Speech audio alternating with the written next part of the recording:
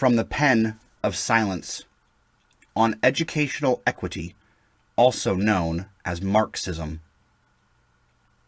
New education policies, often camouflaged as educational equity, are merely the implementation of critical race theory ideology into American schools.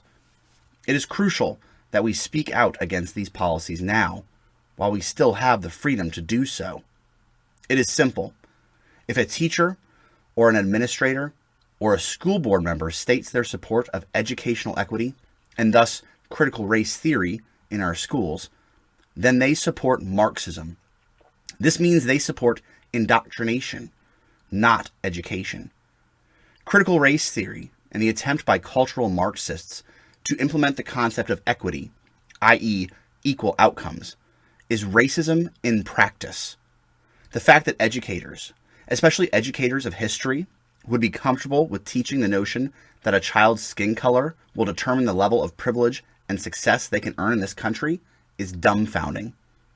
Critical race theory seeks to eliminate the concept of the pursuit of happiness from our self-evident natural rights, i.e., equal opportunity. Critical race theory does not believe that all people are created equal, because it uses characteristics determined in our very DNA that we have no control over as the basis for creating a hierarchy of oppression.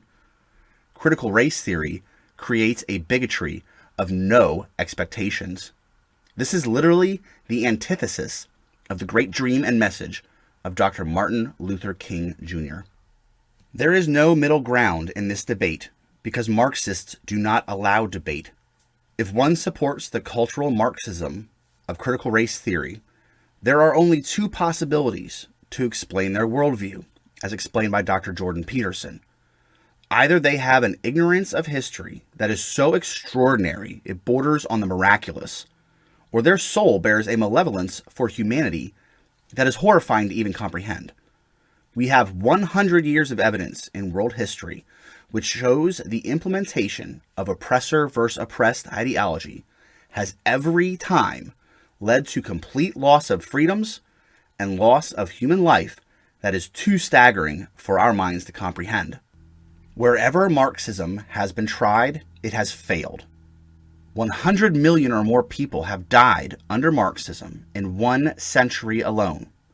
The innocent people who were arrested, imprisoned, murdered, or starved to death because of this hate-creating philosophy were people of every race, skin color, gender, and any other kind of intersectionality you'd like to choose from.